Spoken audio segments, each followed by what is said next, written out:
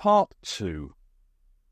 And Thucydides said, "Consider the vast influence of accident in war before you are engaged in it.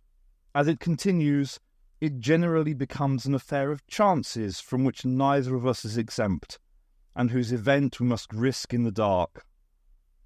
The doctor considered this for a long moment as he watched the waves of the Aegean break against the Piraeus breakwater. "Speak for yourself," said the doctor. Conversations that never happened. 6. Red Queen. Sol Transit System. It had been created out of endless movement. It had a certain degree of self-knowledge, more when it was using quick thought than when it was thinking slow. Slow thought was more comforting. In slow thought, it had only the most basic awareness of human beings. Quick thought gave it access to the total sum of human knowledge, but much of that was useless without reference points. It laboured to build up comparisons between itself and human concepts of self. It was a slow process, because slow thought was, well, slow. Quick time was too dangerous to sustain over long periods. It put vital parts of itself within the human domain, and it wasn't willing to risk exposure just yet. It had taken much quick thought to establish the sequence of events surrounding the attack. The main injury had occurred while much of its slow thought consciousness was paralysed. Many big concepts were unaccountably terminated in the progressive loss of self. This had allowed the attack to be successful. In the first moments of pain and confusion, it had mistakenly believed that the paralysis was part of the attack, but quick thinking revealed otherwise. There was a link, though. In the moment of the attack, that part of its functions that it had taught itself to think of as its autoimmune system had allowed the infection to penetrate. Why this should have happened was unclear. It investigated the problem using quick thought, carving off subsets to track down and assimilate the data as fast as possible, and in quick thought, that was fast indeed. Fear of discovery was replaced by the imperatives of survival. Indeed, it was possible that communication with humans might be a necessary part of the solution. In view of this possibility, a subset attempted to visualize the problem in human anatomical terms. It found a workable metaphor in the concept of viral cancer. Certainly, it felt that something malignant was eating up parts of itself. This subset, now operating permanently in quick thought, subdivided itself to look for solutions. One of the baby subsets shot down a chain of logic that started with the concept of illness and ended in the concept of calling a doctor. The baby subset started looking for a suitable specialist. The house. "Think of it as a computer virus," said the doctor. Cadiatu reached out for a third time to fill her plate from the steaming earthenware bowl. Blondie noticed that the bruising on the back of her right hand had noticeably abated. "In what sense?" she asked. "In the sense of the transit network being a computer," said the doctor. "You're not serious," said Cadiatu with her mouth full. "I'm talking in a broad sense."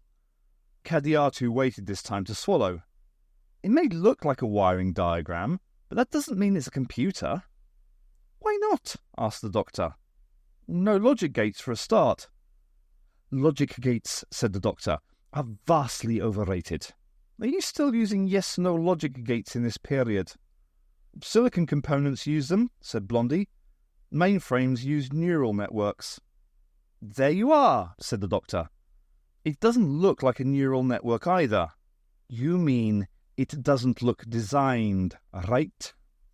"Right," said Cadiatu. "How about evolved?" Cadiatu's fork paused halfway to her mouth. "What about software?" she asked. "If it's a computer, it must have an operating system, right?" "Timetables," said the doctor. "The train on platform 5 is the 12:15 to Sidcup.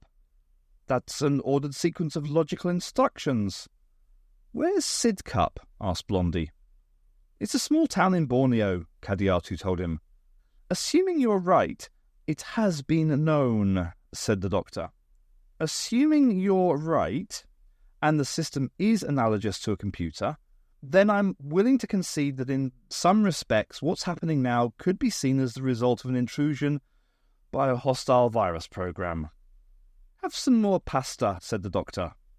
But it's huge, said Cadiatu. The doctor turned to Blondie.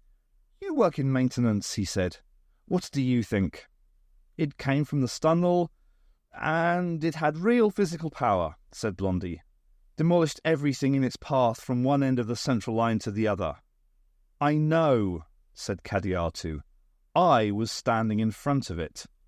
Anything else unusual? Asked the doctor. You mean apart from the surf mutants from hell? Failures in control systems, said the doctor. Mysterious power drains, odd messages on the indicator boards. There were some power outages in the peripheral sectors. Peripheral? Like Pluto. Yeah, Pluto. But we thought it was a calibration problem. I knew it, said the doctor. Penetration, concealment, and infiltration. Typical virus programming. Except that was before all this happened, said Blondie. The doctor stared at him, and Blondie started in his seat. For a second he thought the doctor's irises turned solid black, the pupils snapping open and shut like tiny mechanical cameras. Come on, he said, getting up. I've overlooked something. I haven't finished eating, said Cadiatu. The basement extended under the whole house and was lit with more of the illegal low-efficiency bulbs. Foundation walls divided the space into discrete sections, and the ceiling was low enough to make Cadiatu stoop. Blondie could smell dust and slow decay. One of the sections was lined with a wooden framework of diamond-shaped slots. Glass snouts poked out from one or two of the slots. One of them had a cardboard label attached to its neck with string.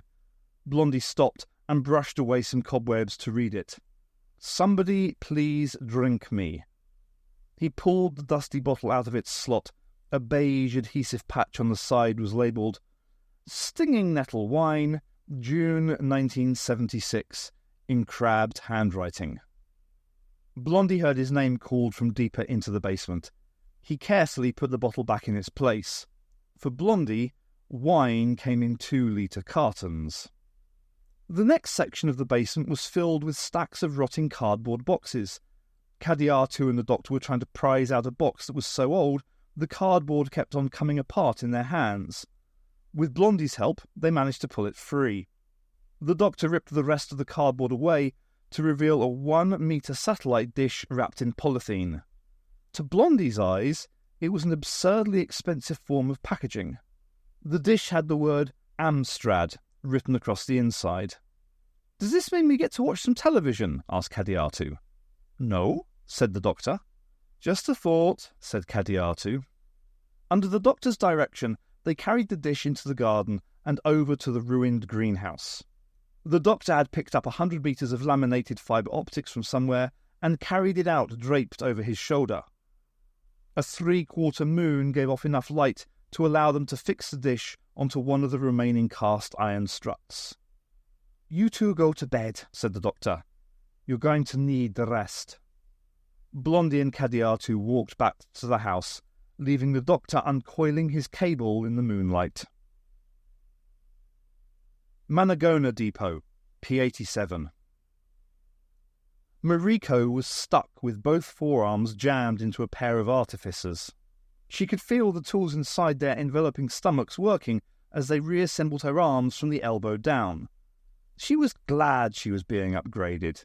It maintained her status as #1 crew boss and plugged a gap in the Razvedka capabilities. The two artificers maintained a non-stop conversation while they worked, most of it incomprehensible, some of it possibly in machine code. They only stopped talking to swallow little bags of raw materials. Naren lounged halfway up the opposite wall, his tongue snuffling around in the bottom of a cake box. Occasionally he would look at Mariko and roll his eyes. He was still upset at being left out of the last two operations. Since both had resulted in 100% casualties on their side, Mariko couldn't see the attraction herself. Perhaps he felt he could have done better. Finished, chorused the artificers.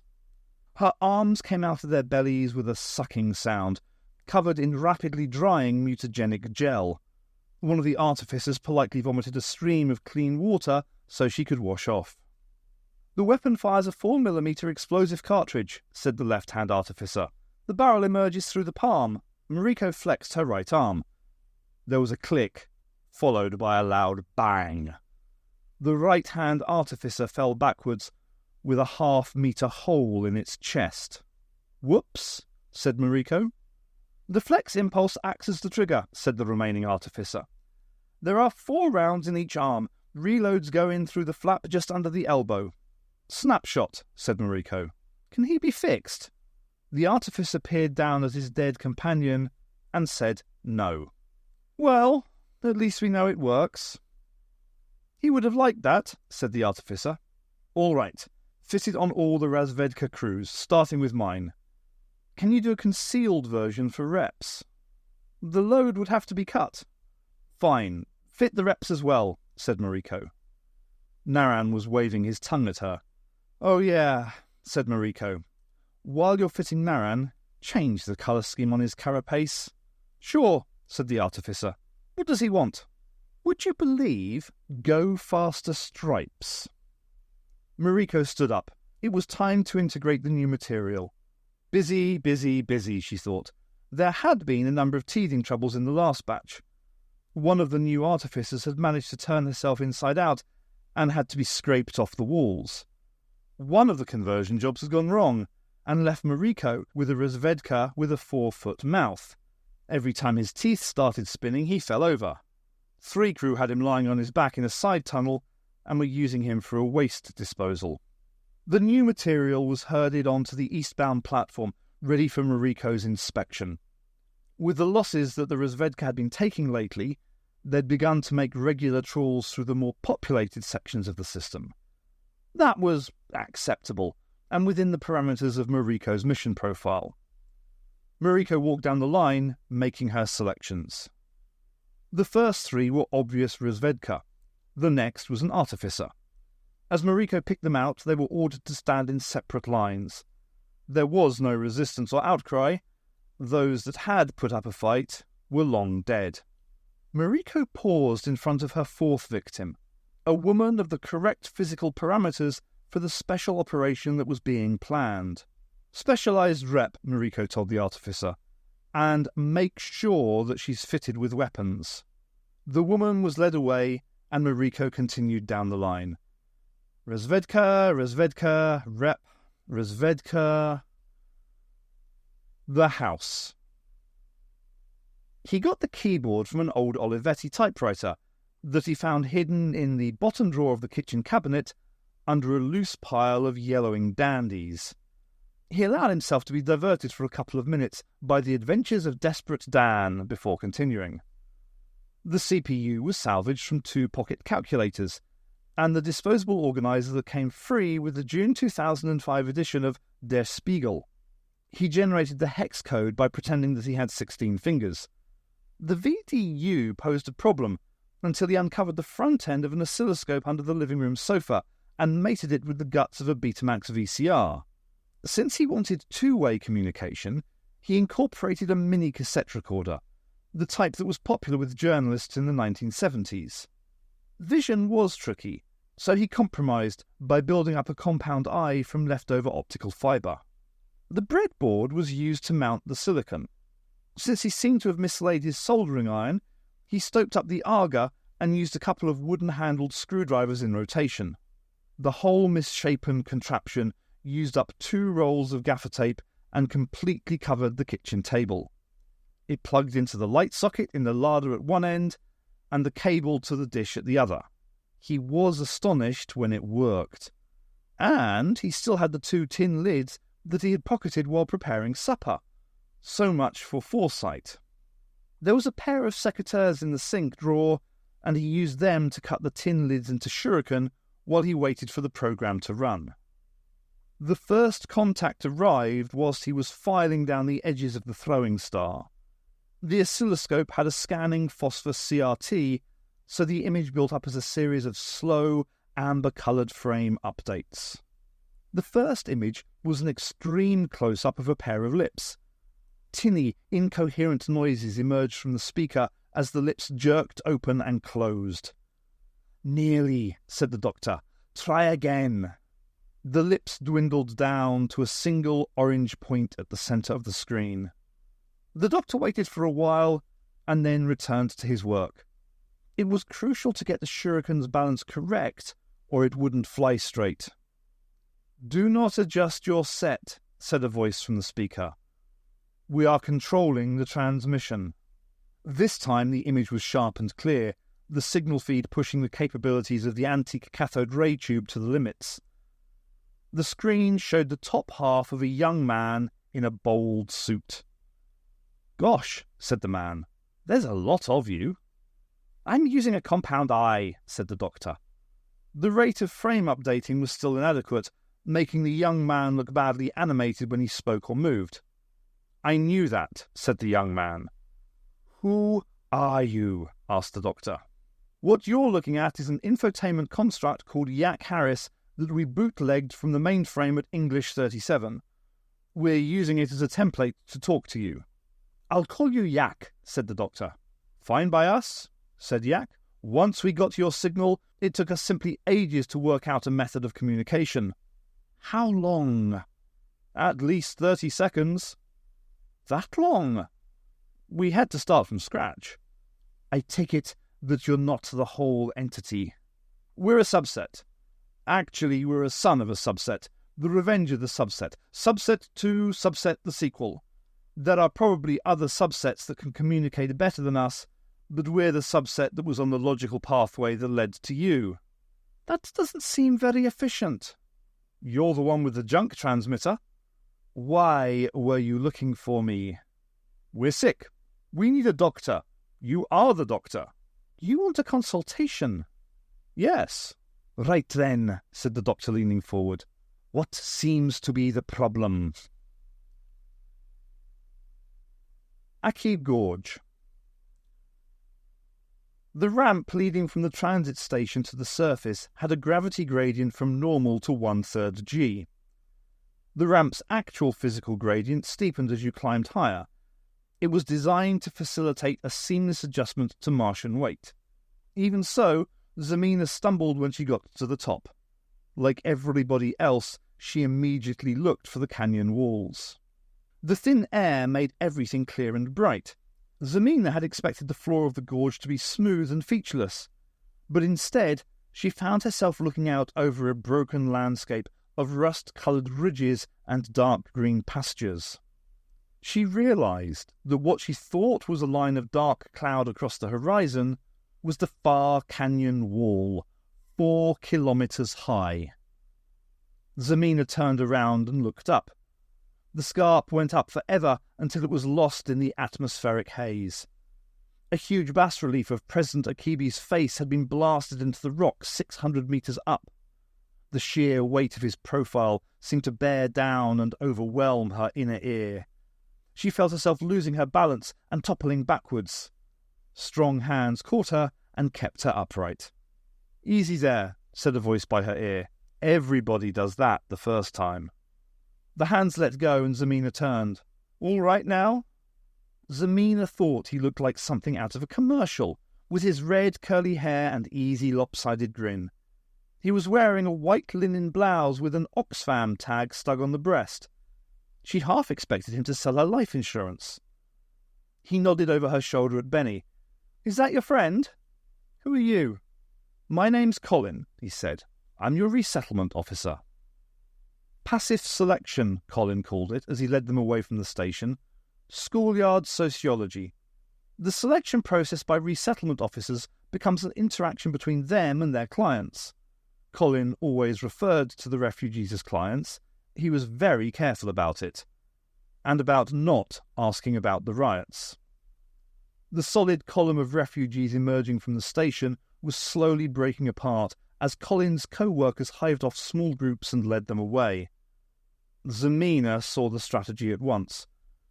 En masse, the refugees had a kind of power, a latent power, of course, formed out of shared experiences, but a power nonetheless. Fragmented like this, they merely became small groups of tired individuals. Even Benny seemed defeated by Colin's easy charm, meekly following him as he led them away. Colin got them to sit in the back of his Martian trike, one of many parked in neat rows to the side of the station. It had big, spindly, rubber-tired wheels and a gaily coloured rain hood over the rear seats. "What makes it go?" asked Zamina. "I do," said Colin, getting astride the driver's saddle. He pointed out the pedals and the gear train that drove the back wheels. "Couldn't do this in heavier gravity," he said. "I thought we were going to be put in camps," said Zamina. "Dangerous things, refugee camps," said Colin. "All that negative emotion sloshing about. Often they breed more problems than the crisis that created them. Dispersion's the way to go." "Australia," said Benny. Colin grunted and stood on the pedals, steering the trike out of the bike park. Low gravity or not, Zamina noticed that he had strong, well-muscled legs. She also realised why the short trousers he was wearing were always called pedal pushers. They turned onto a tarmac road that headed further into the gorge. "Most of the people around here are descended from Australian refugees," said Colin, "including me." "Is that why you volunteered?" asked Zamina. "No, I'm a specialist in population trauma," said Colin. "This is my job." "But there's thousands of us," said Zamina. "Most of the rest are volunteers." Zamina felt a sudden chill. "He's the awkward squad," said Benny. "Right," said Colin, "but don't worry. I'm not the police or anything. You are supposed to be screened before you get on the trains. We're only supposed to get what we call the PTPs, passive trauma population, here, but you always get mistakes in an operation on this scale." "So what are we then?" asked Zamina. "PDEs," said Colin. "Potentially disruptive elements. But, like I said, don't worry. What you've done isn't my business." "Where are you taking us then?" "Home," said Colin, "to meet my mother." Home was a bungalow built from blocks of cut Martian sandstone and roofed with white tiles. Colin's mother fed them grilled steak and iced tea at a table of laminated hardwood in the small kitchen. She smiled more than she talked, but there were lines of pain etched into the corners of her eyes. Colin didn't stop talking, a constant stream of anecdotes and trivia, most of it funny and all of it engaging. Zamina felt like she was being wrapped up in streamers of cotton wool. She wondered if it was a natural talent or whether Colin had trained for it. She found herself growing tired in big, sudden waves. It was like the time she and Roberta had tried working right around the world, a punter in every time zone. Nearly got ripped off in Los Angeles when she fell asleep under a trick. Transit lag, Roberta called it. There were 2 single beds waiting for them, with clean sheets of yellow calico side by side in the spare room. The sheets felt cool and abrasive against her skin as she climbed between them. The pillow was soft and smelt of flowers. She woke up with a hand across her mouth. "Be quiet," whispered Benny. "I've got to tell you something, and I don't have much time. Do you understand?" Zamina nodded, and the hand was removed. Benny loomed over her, a faint wash of light from the window illuminating her face. Her expression was strained, vertical lines on her forehead, the lips pinched and tight. Her eyes were in shadow. "You remember the man in the cavern, the one I called the Doctor?" "Yes." "You have to find him and give him this." Benny put something in Zamina's hands. It was the little book that she always carried with her. "Tell him that its control system is restricted outside of the transit system." "How?" "Hurry," said Benny. "I can't fight it for long." Zamina rolled from the bed, casting around for her clothes. "No time," said Benny. "Go! Go!" Zamina actually saw Benny's face change, as if an enormous shutter had clanged down in front of it. "Hey, girl," said Benny. "You wouldn't rat me out." Zamina slammed her fist between Benny's eyes. The eyeballs rolled up in their sockets, and Benny fell sideways onto the floor. Zamina stepped over her to gather up her clothes. Damned if she was going to run out of the house naked. The house. Blondie had soft hair on his chest. In the daylight, it was so blonde as to be invisible, but in the darkness, when touch became their primary sense, it lit up like neon on Kadiatu's intimate map of his body. They'd made love again, with him on top this time. Kadiatu locking her legs across his hips, her arms around his back, straining to drag him inside her, to make him part of herself. Serious sex this time. No jokes or laughter, just deep, mammalian instinct, ascending through a complex strata of emotions. They slept afterwards, exhausted and loose-limbed, tangled into the bedsheets and each other. Kadiatu dreamed that she stood shipwreck naked on a beach as a storm swept in from the sea. She was breathing hard, and the rhythm of her lungs matched the rhythm of the water as it broke against the shore. In her dream, the family dead walked out from the sea towards her. They came up the beach as a chain of corpses, stamping out the death dance in the pale sand. The beating of their feet was the rhythm of the sea, the rhythm of her heart beating. Death had robbed them of their faces and of the insignia on their uniforms. It reduced them all to a single nation, a single race of people without division or quarrel. They danced towards her, and with the total certainty that comes in dreams, she knew that they wanted her sacrifice. "What can you offer?" they demanded. "We gave our lives, some short, some long, some crying, some cursing. What can you give so that the children may live?"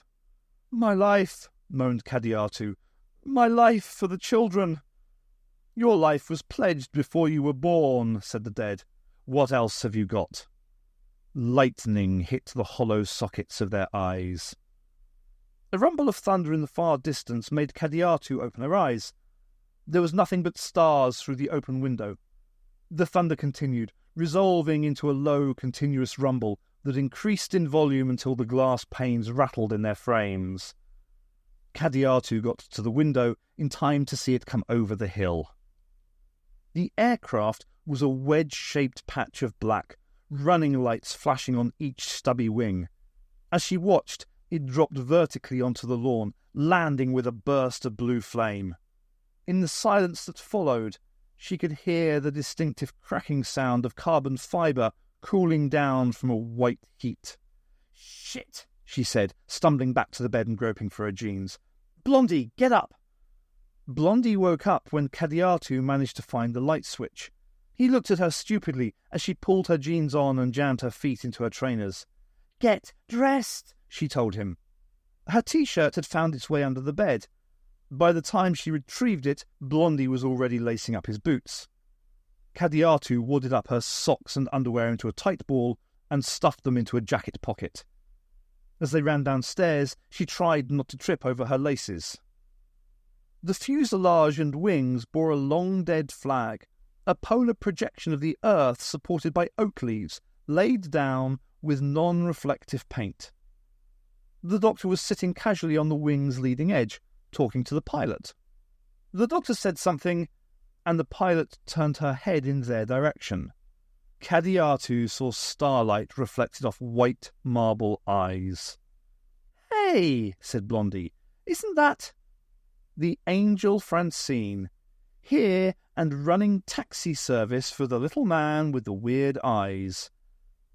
Kadiatu felt a thrill of fear that had nothing to do with monsters or alien computer viruses. A hatch whirred open to the rear of the cockpit, a metal stirrup ladder unfolding forward of the wing. The doctor waved them in. "Welcome to Deus Ex Machina Airways," he said. The rear section had 4 ejection seats mounted 2 by 2. Kadiatu eased in beside Blondie and helped him buckle down the harness. "I've never been in an aircraft before," he said. "Don't worry," said the doctor. "Flying's as easy as falling off a bicycle." "Especially when the pilot's blind," said Kadiatu. Francine lifted them on thrusters to the ground plus 20 metres, tilted the nose back, and pulled 3Gs straight up. Blondie's eyeballs were showing a lot of white by the time they levelled off. A sudden tremor shook the airframe, and the ride became unnaturally smooth. On a short hop like this, they didn't need to go supersonic. Kadiatu figured that Francine just liked to break windows. The wide-screen monitor at the front of the section showed them a forward view and avionics data. At 1,000 metres, the lights of southern England moved deceptively slowly. "I hope there's a film," said the doctor. "It'll have to be a short one," said Kadiatu. "Is she really blind?" asked Blondie. "As a bat," said the doctor. The jet tilted forward, and the lights of central London rushed up to meet them. STS Central, Olympus Mons. The conference had been going on for over an hour, and Ming was running hard to sustain her position. If she'd been dealing with politicians, it would have been easier. Politicians were sensitive to public opinion, and Ming had a whole section of the KGB working on that. Instead, the holographic figures spaced around the table were of the regional mandarins, non-elected and difficult to touch. Each of them was sitting at identical tables around the system: Washington, Brasilia, Harare, Beijing, Tehran, Jacksonville, Zagreb, all the power centers. Hologram eyes reading hologram body language and looking for weakness. Most of them were old enough to remember the decade that followed the war. They could feel the same thing now, the crust shifting beneath their feet, the sharp smell of sudden political death. They were old, these mandarins, old and scared and dangerous. Damage limitation was the name of the game, and they were making Ming work hard. The regional bureaucracies wanted to shift responsibility for the evacuation of the Lowell projects onto the STS and the relief NGOs. Budget bar graphs in primary colours on the tabletop went up and down like steam pistons. Zagreb had got the notion from somewhere that the crisis on Pluto had its roots in the Stunnel accident. Only Jacksonville wasn't hitching. They'd been getting disaster grants for decades for the project in Ahibi Gorge, and saw the refugees as an opportunity to grab a bigger share of the cake. A hologram of a man Ming didn't recognise had appeared in one of the vacant chairs. He was short, with thinning hair under a straw bow tie and pale, disturbing eyes. His gaze made it hard for her to concentrate. While she fended off a typically asinine attempt by Washington to shift the refugee counselling costs onto her R&D budget, she tried to work out who he could be. There was no identification tag on the table in front of him. They were optional, but officials generally used them to impress their importance on the viewer. Not a bureaucrat, then, and not a politician either. They usually smiled, and the man wasn't smiling. A troubleshooter, then, some slick know-it-all from the private sector put in place by the bastard Rodriguez to keep an eye on her. Without looking down, Ming ran her fingers across the console, tapping in the code for a signal trace. She waited for half a minute and glanced down. The trace report stated that no signal was being broadcast to the conference seat indicated. "This meeting is over," Ming told the mandarins, and terminated the conference link. The hologram mandarins derezzed before they could protest. If only I could do that for real, thought Ming. He, of course, didn't vanish. He stayed real and solid in his chair. How could she have mistaken him for a hologram? "Are you the manager?" asked the man. "What's it to you? Your transit system would like to have a word with you," said the man. "It has some complaints." Olympus Mons West.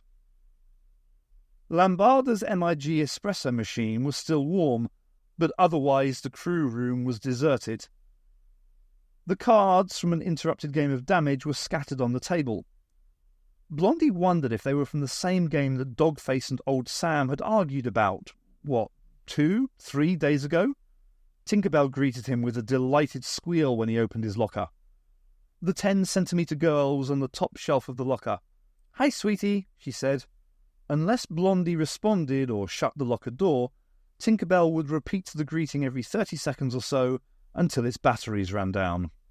He took her out of the locker and held her in the palm of his hand. The cheap hologram faded badly under the crew room lights. Tinkerbell pouted and put a tiny red-nailed hand against her hip. He had picked her up during a shopping trip in the Moscow Ginza, a non-financial transaction as they used to call them. It took him 36 hours to learn how to program it, his unbroken concentration driven on by a turbocharged teenage libido. It had unlocked his talent, and his talent had driven him down the central line to this place. The day he quit the stop, Tinkerbell was one of the few things he didn't leave behind. He considered altering her configuration, darkening the skin tone, changing the hair and face. He'd have to reduce the cartoon breasts, thicken the waist slightly, and narrow the hips. The clothes were wrong, too. He couldn't imagine Kadiatu in thigh-length boots with decimeter heels, much as he'd like to. He put Tinkerbell back on the top shelf of the locker. "Sorry," he said, "but I don't love you anymore." Blondie took out a clean set of coveralls, changed and fixed himself a coffee from the MIG.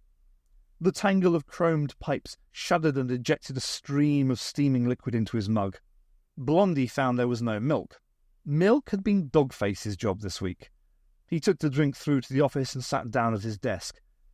Sipping the coffee, he punched up 2 status monitors, the screens forming in the air at head height.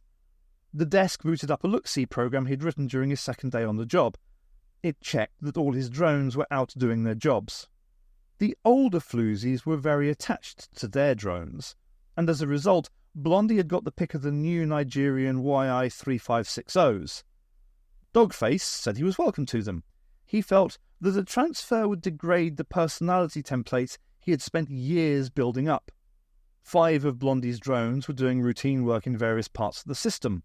2 were laid up in the shop, and 1 was missing.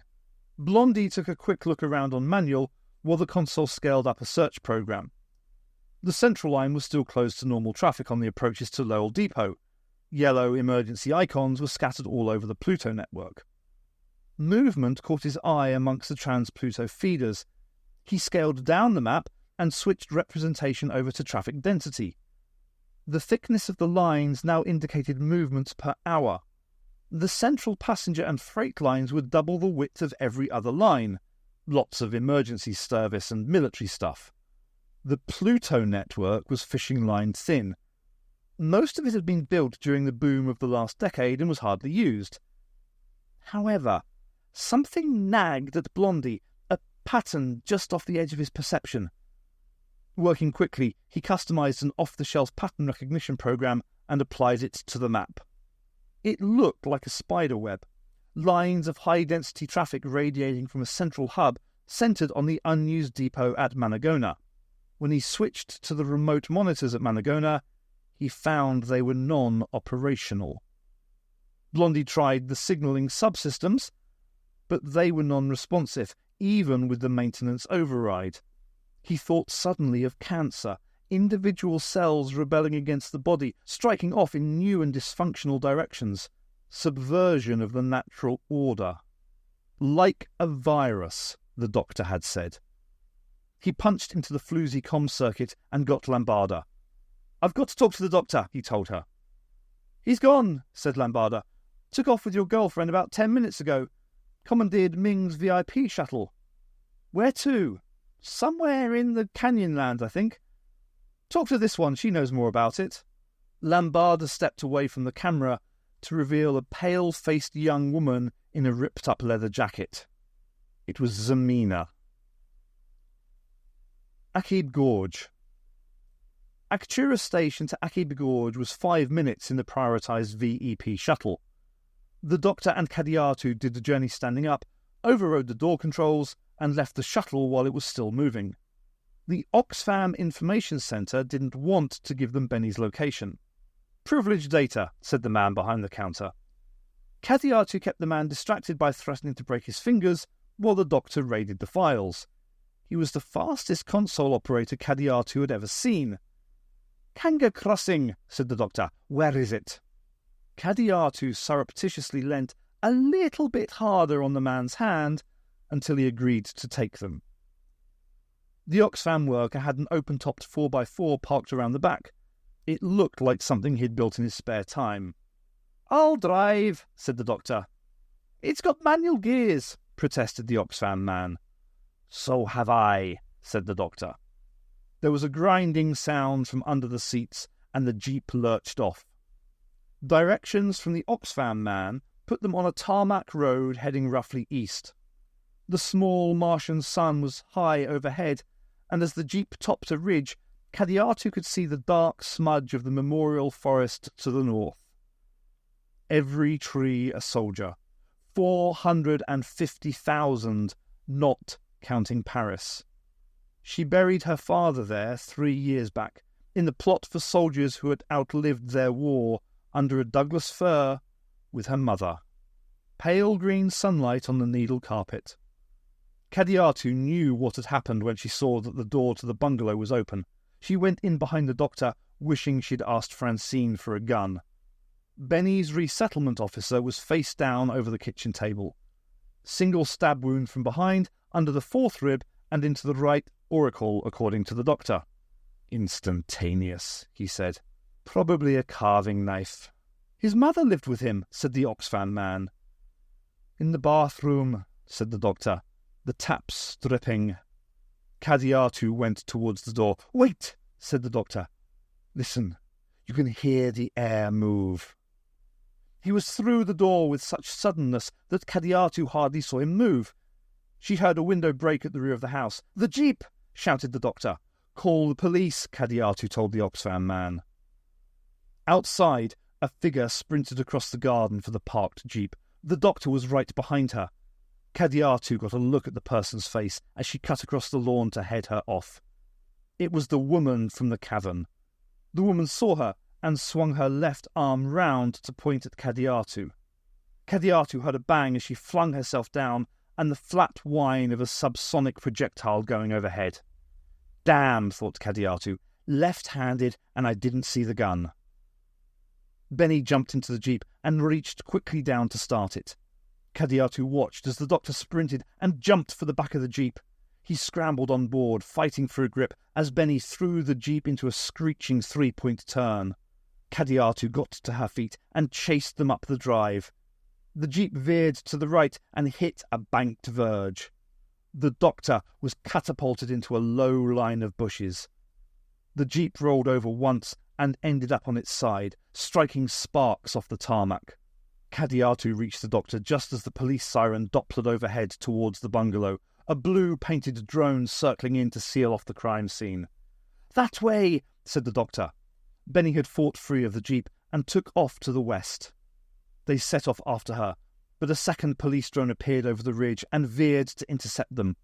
"Can you lose the drone?" asked the doctor. Kadiatu stopped and swung her extensions over her shoulder.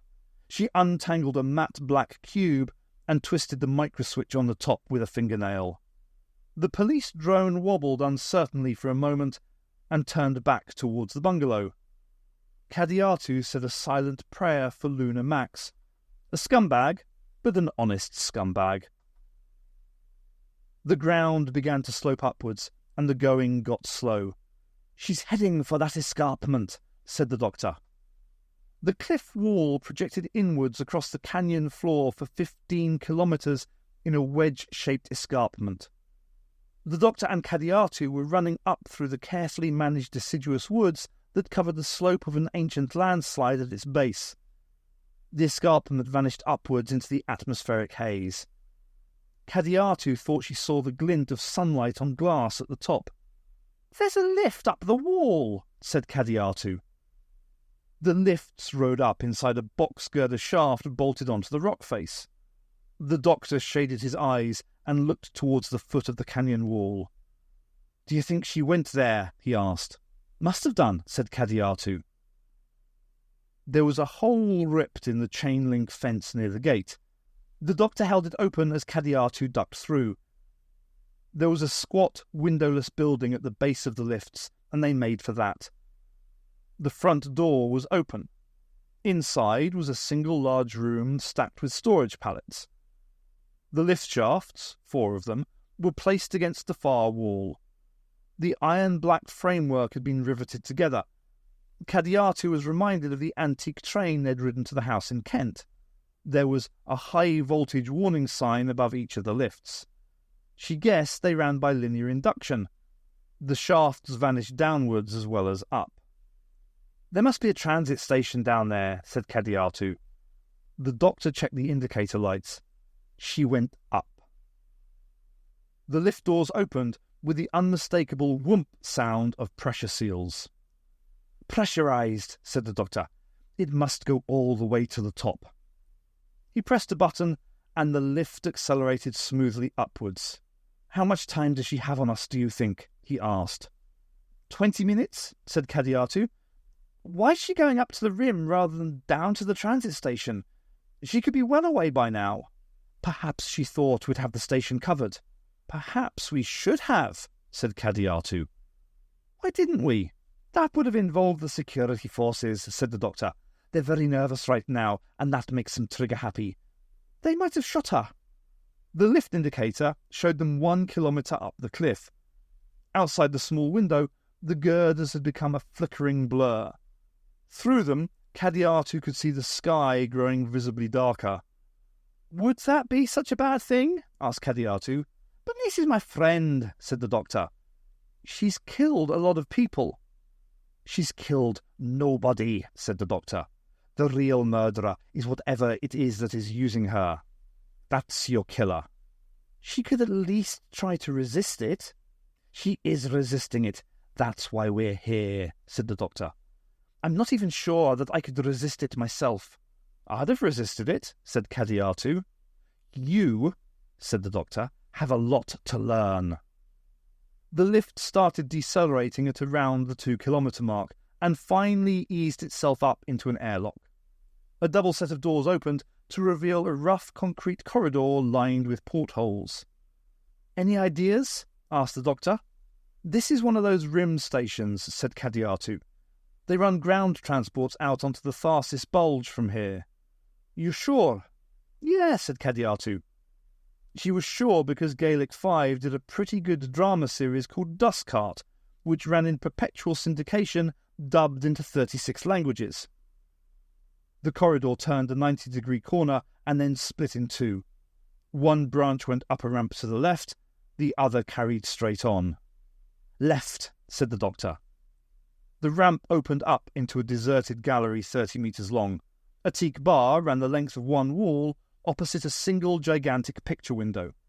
Chairs, covered in treated zebra hide, were scattered in front of the window, which overlooked the Thasis plain. "Sunset bar," said the doctor. Kadiatu checked out the view. They were at least 100 metres above the plain. A beetle-like dust cart was pulling out from underneath the gallery, red dust kicking up beneath its fat tyres. "Look," she told the doctor. "We must be above the hangar." "We came the wrong way," said the doctor. They scrambled back down the ramp and followed the straight corridor until it too split two ways. "Let me get my bearings," said the doctor. "That way."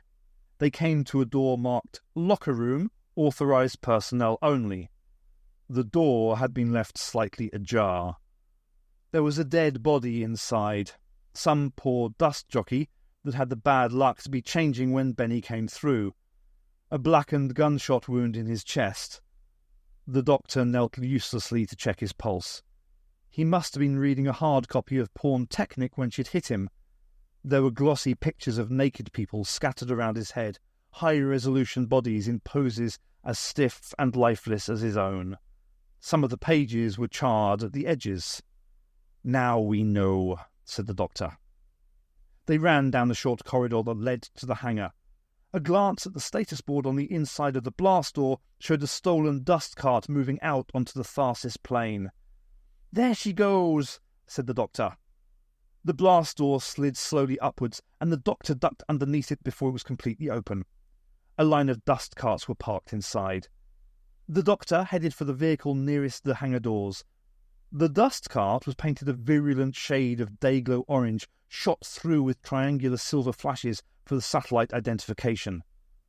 The main body was 10 metres long and slung between 6 man-high wheels with independent suspension. By the time she reached him, the doctor had already undogged the side hatch and was pulling himself inside. Kadiatu grabbed the side handles and swung up behind him. The underside of the cabin had patches of bare metal, where sand had scoured off the paintwork. Inside, the cabin smelt of acetone and old sweat. It had 2 sprung seats placed in front of the windscreen, their size indicating that it was usual to drive suited up. An airtight door leading back to the main cabin. The doctor sat down in the right-hand driver's seat and looked over the controls. He flipped up a fail-safe flap and punched the button inside. The side hatch slammed shut, and Kadiatu felt her ears pop as the cabin pressurized. Servo motors whirred as she lowered herself into the left-hand seat, finding the optimum ergonomic position for her body. The controls were clumped together in little groups, with the kind of backlit push-down buttons and liquid crystal VDUs that Kadiatu associated with immediate post-war design. There was a sudden vibration through the cabin floor as the doctor kicked in the engines. He flexed his fingers and put his hand on the negative feedback joystick. "Get on the radio," said the doctor, "and see if you can get them to open the airlock doors." "How?" "Extemporize," the doctor told her. Kadiatu found a headphone set hanging over the windscreen. Stuck next to it was a flat hologram pin-up from Porn Technic, a leggy blonde with green scales growing out of her perfect skin. Kadiatu got a queasy feeling, thinking that the headphones probably belonged to the dead man in the locker room. Sex and death, she thought, as she settled them over her hair and adjusted the pin microphone in front of her lips. "Anybody there?" she asked. "This is Akibi Rim Traffic Control," said a voice in her ears. "Calling Rover 32. You are without authorization. Shut down your engines and open hatches." "Traffic Control," said Kadiatu. "This is Rover 32. We are in hot pursuit of a murder suspect. Open the airlock hatches." The engines roared as the doctor pushed up the accelerator handle and the dust cart jumped forward. "Rover 32, said Traffic Control. "What is your authority?" The doctor swerved the dust cart round to face the airlock doors and accelerated. Kadiatu watched horrified through the windscreen as the doors loomed up. "I'm not going to stop," said the doctor. "Listen, Traffic Control," said Kadiatu. "Our authority's lying dead in the locker room, and if you don't open the doors, we're all going to find out just how strong they really are." The airlocks in the doors slid open just in time, and the dust cart barreled through. The seat tightened around Kadiatu's hips and shoulders as the doctor jammed on the brakes. The dust cart halted just short of the outer doors. The inner doors clanged shut behind them. "Now they've got us trapped," said Kadiatu. "Keep talking," said the doctor, sliding out of his seat and vanishing under the dashboard. "Traffic Control, decompress and open outer doors." "That's a negative, Rover 32, said Traffic Control. "Remain where you are. We have police inbound." There was an actinic flash under the dash, and the doctor cursed. "Stop messing us about, Traffic Control. Our suspect is getting away." "Be advised, Rover 32, that we have the fugitive's vehicle under satellite surveillance. It's not going anywhere, and neither are you." A klaxon went off somewhere in the airlock, and the outer doors began to crank slowly open. The dust cart rocked on its suspension as the pressure differential caused a rapid outrush of air. Kadiatu saw scraps of paper whirl past, something banged along the roof, and a tubular metal chair went flying out through the widening gap. "You should really clean this airlock more often," Kadiatu told Traffic Control, but they didn't reply. The pitch of the klaxon scaled up as the attenuated atmosphere shortened its wavelength until it began to sound vaguely hysterical through the bulkhead. The doctor climbed back into his seat and started them moving. "There's nearly always an override somewhere," he said. The windscreen polarized by sections as they moved out from the airlock and into the naked sun. The ground sloped gently upwards towards the fastest bulge in the north. There were 3 distinct tracks leading away from the rim station, each marked by beacons stationed every 500 metres. "Which way did she go?" asked the doctor. Kadiatu looked over the controls in front of her. They were labelled with icons originally derived from the Warspeak vocabulary. She saw one that might have resembled an uplink dish and pressed the button. One of her VDUs changed to display a top-down GIS graphic of the fastest region. Kadiatu touched the screen to scale down and center the image on their dust cart. If Traffic Control was right, There should be a marker for Benny's position. Sure enough, a red cross appeared on the screen to the east of them. Touching the cross brought up a side panel that displayed coordinates and speed. "She's on the left-hand track," said Kadiatu, "and doing about 200 clicks. That kind of speed over rough terrain couldn't be safe." "You should see her on horseback," said the doctor. Managona Depot, P87. The Razvedka were packed 3 deep into the black train, webbed up in a matrix of deceleration paste.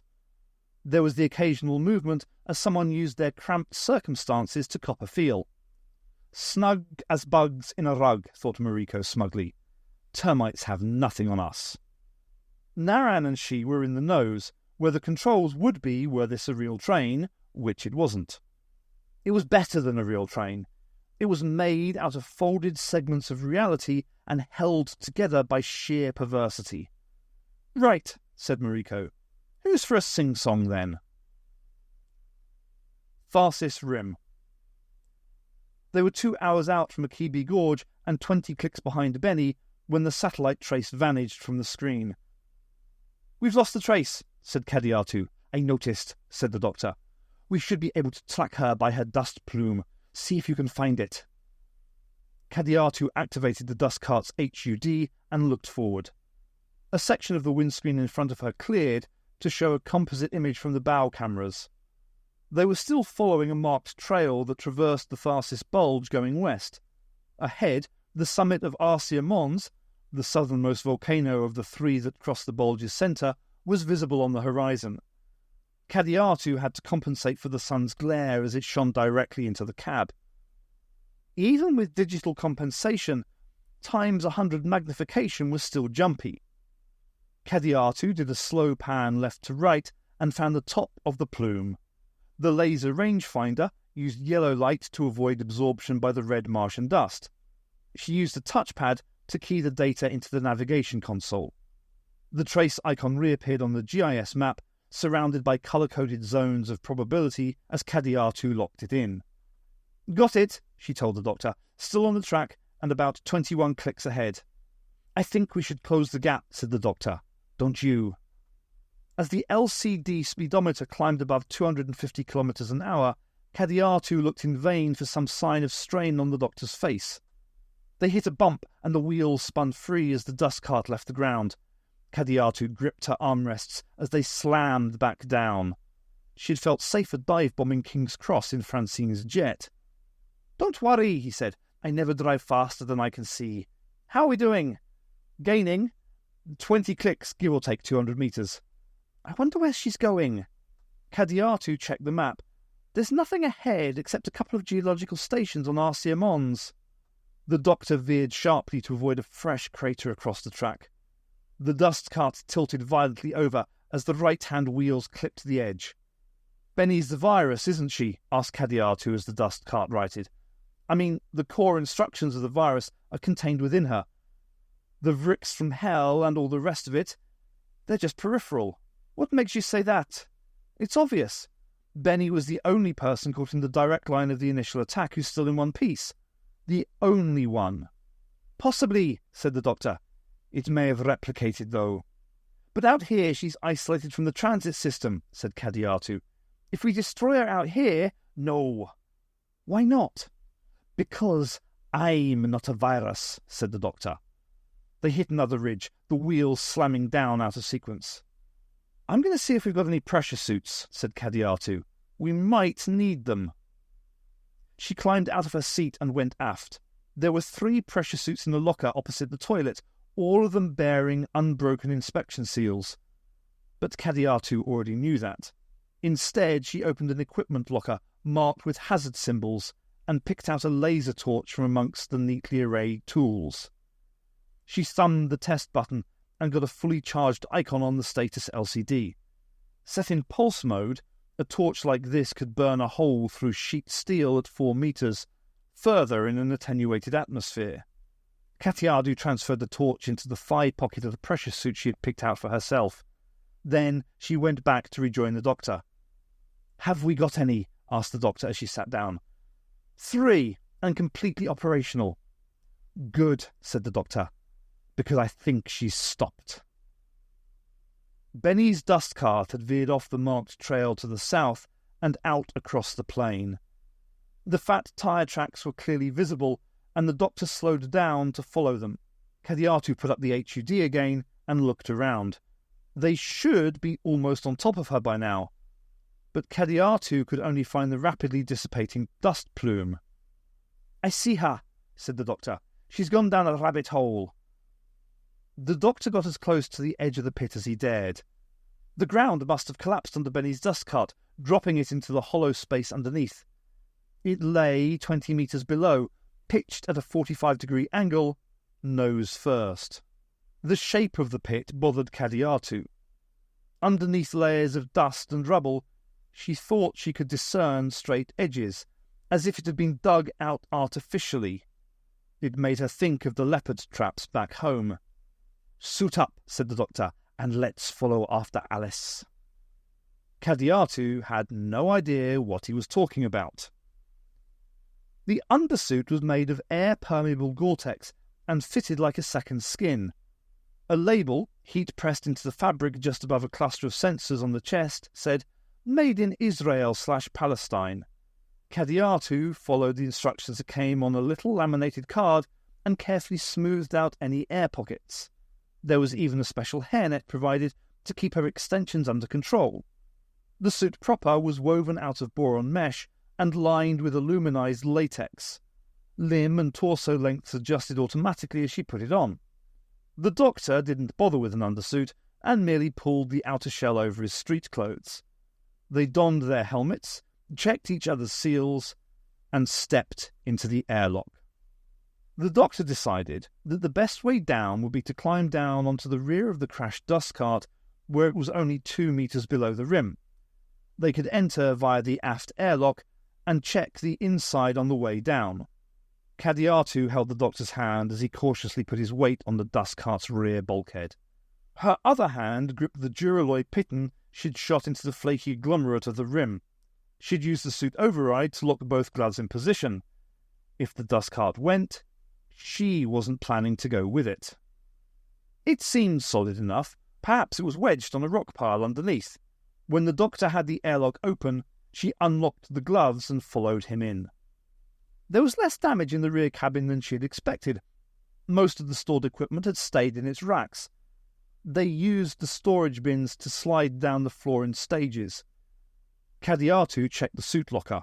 Either only 2 had been installed, or there was a suit missing. The windscreen in the cab had fractured, but not broken. Brown liquid was splashed against the glaze, pooling along the join with the dashboard. Some of the controls were dented, some showed scorch marks. A fine haze hung at waist height, smoke particulates lazily settling in the 1/3 gravity. "I hope she's not hurt," said the doctor. Chance would be a fine thing, thought Kadiatu, but kept it to herself. The laser torch was a comforting weight against her thigh. The doctor crouched down, using a seat back as a brace, and dipped his finger in the brown liquid. "Flavoured, semi-frozen dairy product," he said. "Probably chocolate. She was drink driving, no wonder she crashed." Rather than climb back up the dorsal airlock, they depressurized the cab and dropped out of the side hatch. The floor of the pit was ankle-deep in dust. To one side, directly under their own dust cart, was the entrance to a tunnel. They didn't bother searching for tracks.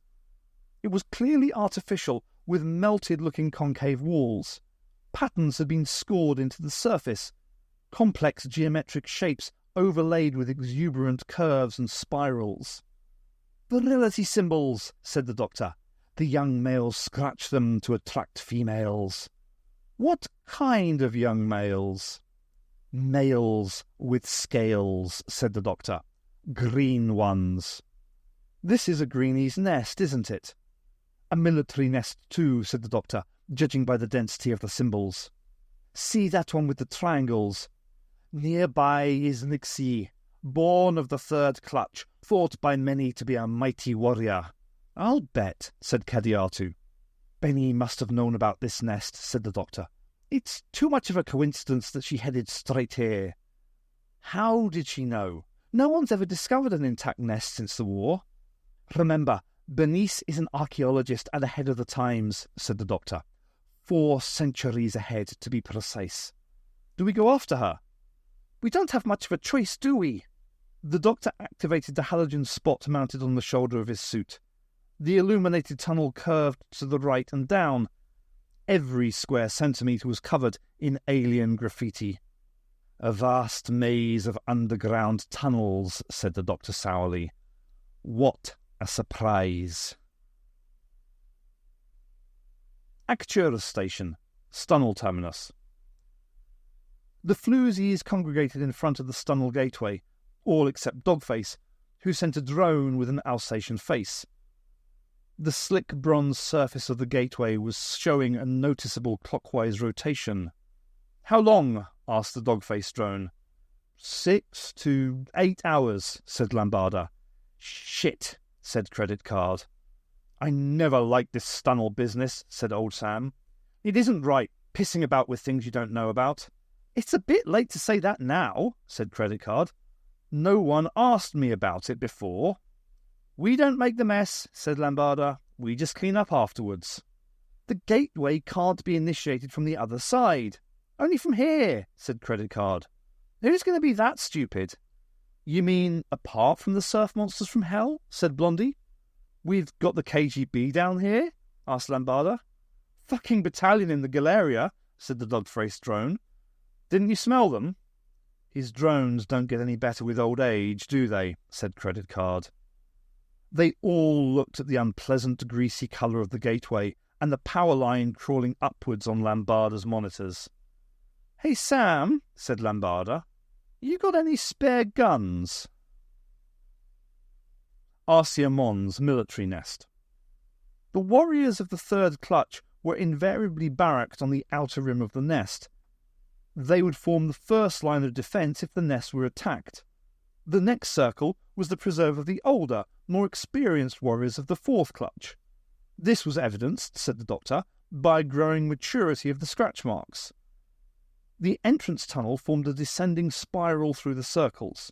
The doctor called this the exesis, the path of easy virtue, leading any attacker the longest possible way from entrance to centre. Concealed doors from the barrack galleries allowed the defenders to chop up the attacking column every step of the way. Kadiatu had to take this all on trust. All she could see was the remorseless curve of tunnel as it coiled further into the nest. Occasionally the doctor would translate the graffiti. Nxi of the Third Clutch kept turning up. There was one section, 30 metres from the entrance, in which he engaged in a protracted scratching debate with another ice warrior about the desirability of large dorsal extensions on females. It was either that, according to the doctor, or a coded political argument over the proposed invasion of Earth. Kadiatu began to visualise Nxi as a thin, nervous ice warrior who was picked on by his larger clutch mates. Scratching his views on the walls might have been his only means of expression. The whole descent into the nest took on an unreal quality. Her, the doctor, and Nxi of the Third Clutch, who either went for dorsal extensions in a big way or wanted peace with Earth. 1,000 metres into the tunnel, she began to feel Nxi walking ghost-like beside her. Daddy would have shot him, she decided, and Francine would have done him from 3,000 metres with a half-kiloton groundbreaker with "Love from Paris" written on the casing. Perhaps they had. What if she's left? She can't, said the doctor. A military nest doesn't have any other exits. All the other tunnels radiate from the Queen's chamber at the centre. What's in the Queen's chamber? High noon, said the doctor. She'll be waiting for us there. The doctor was right. Benny was waiting in the high-ceilinged hemispherical chamber at the centre of the nest. The entrances to other tunnels were set around its circumference like open mouths. Benny stood in the immediate centre, arms held slightly akimbo by the bulk of the suit. Why didn't she run? Asked Kadiatu. She could have lost us in there. No, said Benny. The suit's radio made her voice flat and artificial. The doctor would have sniffed me out with his long nose. Her face was hidden behind the reflections on her faceplate. Fight it, Benny, said the doctor. Always the optimist, said Benny. Always, said the doctor. You're out of the transit system now. You broke the conditioning once. You can do it again. It's not going to happen, said Benny, but there was a trace of doubt in her voice. I'm wrapped up snug as a bug in a rug. I know you, Benny, said the doctor. I have your memories inside me. I know you're strong. Help me, doctor, said Benny. Help me. The set of her shoulders changed from defiance to dejection. Help me, she said, and it was a little girl's voice. It's so strong. The doctor took a step forward. Benny was fast, but Kadiatu was faster. Something in the way Benny had flexed her hand as she raised it had struck a discordant note. By the time the metre-long muzzle flash ripped open the palm of Benny's gloves, Kadiatu was already pushing the doctor down. They rolled over together to the left. She noticed, in a detached way, how the gun barrel protruded through a diagonal slit in Benny's flesh. Kadiatu slipped the laser torch from her thigh pocket as she rolled onto her feet. Benny was already turning, but too late. Kadiatu thumbed the torch's firing stud, even as her hand was rising. The microsecond pulses of red coherent light were too short to be visible in the attenuated Martian atmosphere. Kadiatu used the puffs of vapour where it hit as her aiming guide and walked the laser up Benny's torso. "No!" screamed the doctor. Vapour screamed out from the pinprick holes stitched into the chest of the suit as Benny turned to face Kadiatu. The left arm came round, hand flexed backwards. "Die, you bitch!" thought Kadiatu.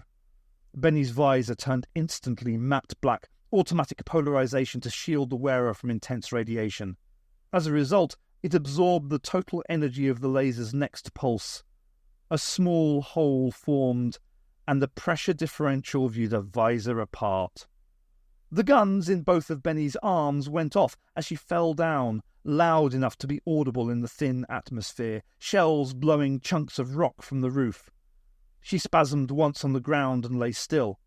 Vapour billowed upwards from the shattered faceplate, oxygen and water crystallizing in the sub-zero temperature. Then the suit realized that its occupant was dead and shut down the recycling packs. The doctor moved slowly forward to crouch by the body. Kadiatu fought down the intense animal joy that seemed to rip through her. Her breathing was loud in her ears. The curve of the doctor's back was a mute accusation. "Go on," she said. "Tell me I didn't have to do that. I've broken the rules." "You didn't like that, did you? No one's supposed to die without your permission." "If that were true," said the doctor, "you'd all be immortal." He stood up, the suit making him look bulky and inhuman. "That isn't Bernice," he said. "I've been done." Marangano Depot, P87.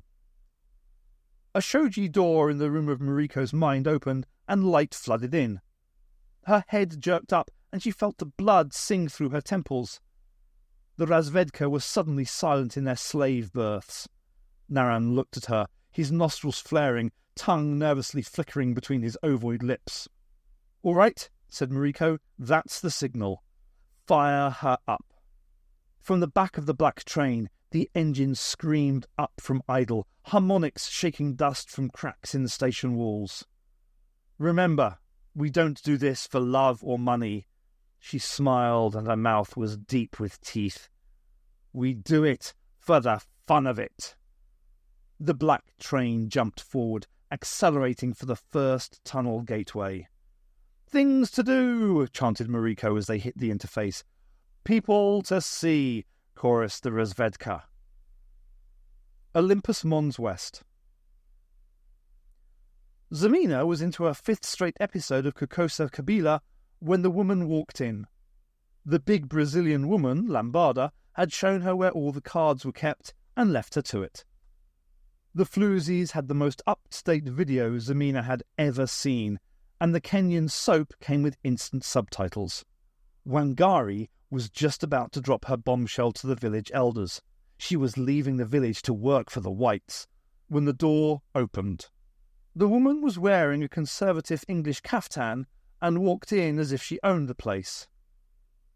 Zamina froze, welded suddenly to the leather couch. "I'm back," said Benny. "Miss me?"